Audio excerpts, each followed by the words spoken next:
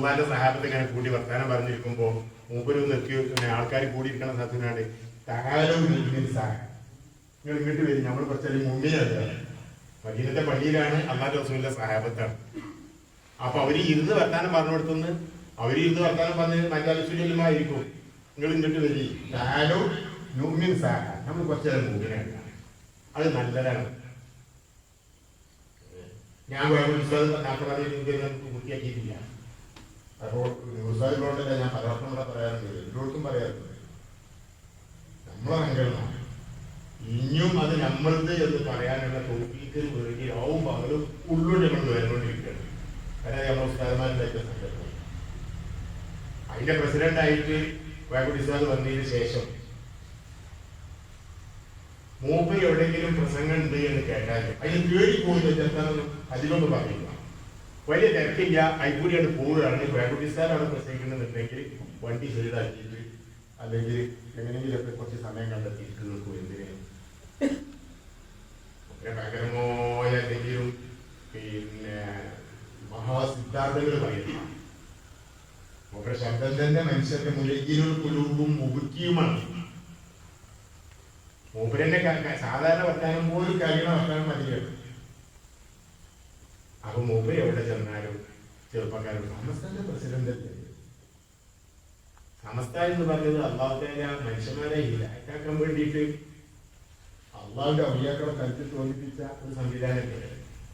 അതിന്റെ അധ്യക്ഷനായിരിക്കുന്ന ആളല്ലേ, എല്ലാവരും ഉൾക്കൊള്ളുന്ന വർത്താനല്ലേ ഒരു പറയുള്ളൂ. അപ്പൊ ബയോട്ടിസാല് ജമിയത്തിൽ തന്നെ മൂലമാർ സമ്മേളനത്തിലല്ലോ പൊതുജനങ്ങളുള്ള സെറ്റാണ്. അപ്പൊ മൂലമാർ തമ്മിലുള്ള കുളിക്കും പോലും തന്നെ പറയാ. ആൾക്കാരോട് പറയും നിങ്ങൾ നിസ്കരിക്കണം. വായുവായിട്ട് പച്ചിലാണ് നിസ്കാരം, മനസാന്നിധ്യത്തോടു കൂടിയുള്ള നിസ്കാരം. എന്നിട്ട് ഞാൻ കേട്ട ഒരുപാട് സദസ്സിൽ ഉമർ എന്നൊരു കുത്തുകൊണ്ടിട്ട് ബോധം പോയിട്ട് ബോധം തെളിഞ്ഞപ്പോ ചോദിച്ചൊരു ചോദ്യം, പണിക്ക് ഇമാമായിട്ട് നിൽക്കരുതല്ലോ. അപ്പോഴാണ് ഞാൻ ചങ്ങായി കുത്തിയത് ചൂതൻ. ഓന്റെ ബാക്കിക്കാരാണ് ഇപ്പൊ ഇപ്പോഴും കുത്തിക്കൊണ്ടിരിക്കുന്നത്. ഓന്റെ ബാക്കിക്കാര് അവര് നേരിട്ട് കുത്തിക്കൊണ്ടിരിക്കുന്നു എന്നത് മാത്രമല്ല, തമ്മിൽ തമ്മിൽ കുത്തിച്ചുകൊണ്ടും ഇരിക്കുന്നു. അതിന്റെ തുടർച്ചയാണ് നടക്കുന്നതൊക്കെ. അല്ലാഹുവേ അല്ലാഹുവേ അല്ലാഹുവേ.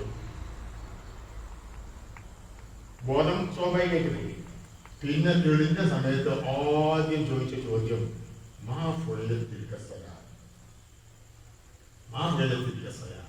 ആ നിസ്കാരം ഇന്ത്യയിൽ ആക്കപ്പെട്ടത്. അപ്പൊ ഒരു സമാധാനത്തിൽ പറയും അത് ഞങ്ങൾ പൂർത്തിയാക്കിയിരിക്കുന്നത്.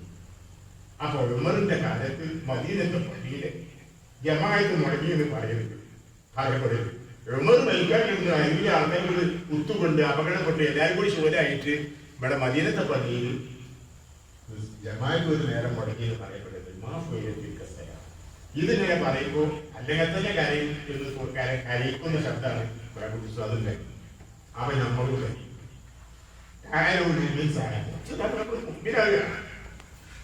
കുറച്ച് വർത്തമാനമൊക്കെ അങ്ങനത്തെ ഒക്കെ പറയാം.